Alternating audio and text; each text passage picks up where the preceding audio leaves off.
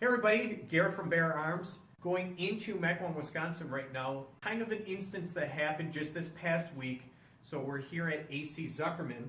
We do have the two individuals that were part of course, what happened. We had, was it four individuals that came in? Can you describe exactly what happened? It was two individuals. They didn't come in. We were closing for the night, and all of a sudden, we saw some people in masks and black robes or black garments Yeah. run up to the door. Okay. And they ran up, and I knew right away that we were going to be robbed. The doors were locked? Yes, we had activated, the store was really still open. We had activated the security lock, and we were proceeding to pull our cases for the evening. So Diana, were you in the back? Eileen, were you in the front? She was right here. We were both kind of on just opposite sides of the store, but we were. So you both pretty much saw Oh, yeah. the same exact thing. Yes, Yep. I was very close to that sign that says 60% off, and Okay. Eileen was right over here, just Okay. right across from me. No, Right. what happened? So I yelled for Eileen I said, call 911, we're being robbed. She came up here to the phone and called 911, and She ran outside. You ran outside? She just went right after them. She's like, I'm going out. She followed them right outside the door, and she was yelling and gesticulating. You have also been part of a jewelry store in some inner cities or yes, some other yes, instances. Right. I had my own jewelry store on Hampton Avenue for quite a few years. That's where I originally, after being robbed quite a few times, I had the electronic door put in. At least I could see, and if there were really 5 guys out there, and if I didn't feel like opening the door, I didn't. And I wore a gun every day. Now, in those days, you could wear a weapon as long as it was visible. They did not have concealed. So I used to wear a gun on my side. You could wear a gun as long as it was visible to the people. So I had a kind of a fancy belt holster, and I wore a big 9mm gun. And actually, prior to that, I was punched, I was robbed, I had a gun put to my head. I had 2 guys try to smash my face, grab my hair, and tried to smash me into the glass case, which I probably would have either been dead today or disfigured for forever. And my detectives in those days said, Diana, maybe you should carry a gun. We have insurance. That's what it's for. I'm not going to shoot somebody for trying to rob our store. Sure. But there may be instances, and the public doesn't hear about a lot of things. We belong to like Jewelers Alliances throughout the country. How many jewelers are just killed? They come in and kill you, and then they rob you. They're not all nice guys that are going to come in and say, hey, listen, we don't want any trouble, give us your merchandise, and we're not going to hurt you. Cool, take everything. Sure. And but there's going to be a chance that maybe they're going to come in shooting, they're going to be all hepped up or whatever, and I still want to, I have my gun here every day, I still want to have a chance, just in case that happens, that I have some chance to protect my employees and myself. And that's a good follow-up for you, Eileen. With Diana, who has a concealed carry permit, do you have a concealed carry permit for yourself? Not yet. So now, with that being said, and with what just happened, what's your take? What is your perspective on pretty much what you think your manager has a concealed carry, and then of course of what happened just this past week? As I said, I don't have one yet, and I've been here a couple of years. I haven't felt the need to get one immediately because I know she has one. So I knew someone in the store had one, and my parents, who are they're weapon people, we have pieces at home. It's all taken care of safely. So since I knew that there was often a piece on the premises, I was fine. I felt more comfortable, and my parents said somebody. So you actually feel more comfortable that there's a weapon inside the premises? Oh yeah, absolutely. Because again, this could be and I'm not saying it's a fine line, but there are some managers in other businesses too that do not accept concealed carry just because of a weapon being inside the premises. So you actually feel that you are more protected Oh yeah. and a little bit more safe. And Oh, yeah. Eileen does want to take the course. Yeah, and I will. And she does want to get a Absolutely. concealed and carry. Mhm. Well, fantastic. And, the thing is that I've wore a gun for so many years in my stores, I'm not gonna be trigger happy or something, I know that. Mm-hmm. But I think, was it Jared, there was a jewelry store robbed last year, and they had a security guard, and they found out that they thought one of the criminals killed the employee, it was actually the security guard. So you really have to be very, very, very careful Mm-hmm. and know what you're doing, and Eileen wants to, and we encourage everybody here, to learn how to shoot, to buy a weapon, and to know if they can use it. There's a lot of psychological things involved too, but I think that carrying a gun outweighs any of the negatives. I think the positive is that you're alive, and you can save your life, and probably deter things from happening. Now, as a community though, because we're talking about Mequon. Right. This is a little bit more of a community that's more well endowed. The income is a little bit more heightened than our other surrounding communities, so there's a little stigma when it comes to firearms. What would you tell the people inside the community about not only this circumstance, but having a weapon in case something bad were to happen? It's all about awareness. It's all about safety. We have, there's 5 kids in our family. We still have a piece. And you're not just aware of your surroundings in terms of like what could possibly happen, but aware of how your family is around a piece.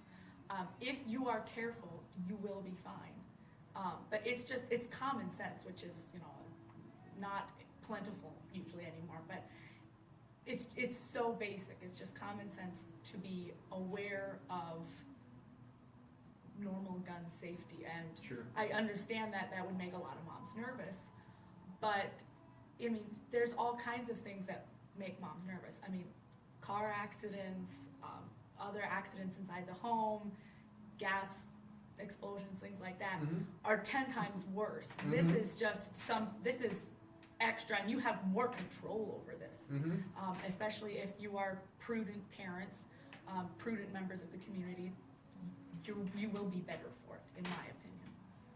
Daniel, what do you think? Well, Shift, now shift. I have to sit up for this one.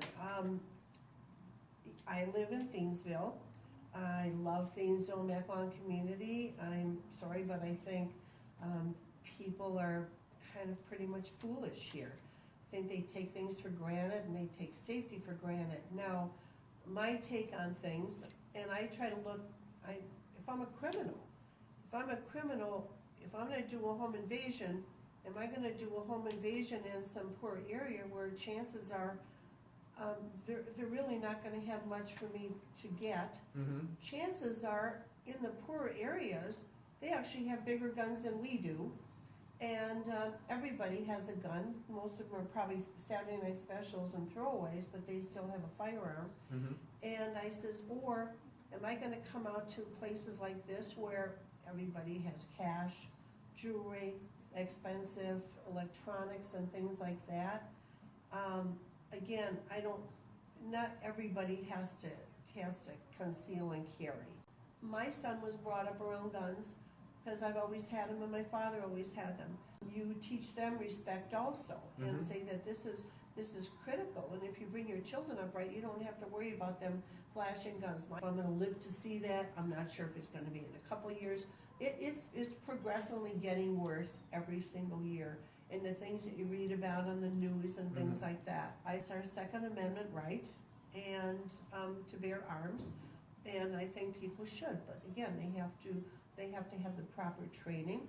I'm so happy that Bear Arms is gonna be opening, and people can feel comfortable at least with a firearm, they can shoot it, and learn how to shoot it, learn the safety, learn the reasons of what you can and can't do. So I'm happy. I've been telling everyone about the facility that's opening Mhm. up. I think it's great. I think it's something Mequon needed, and I think everybody should really you know, at least go there. You can probably, do you rent guns there, I presume, or something? We will rent guns, Go- offer classes, of course.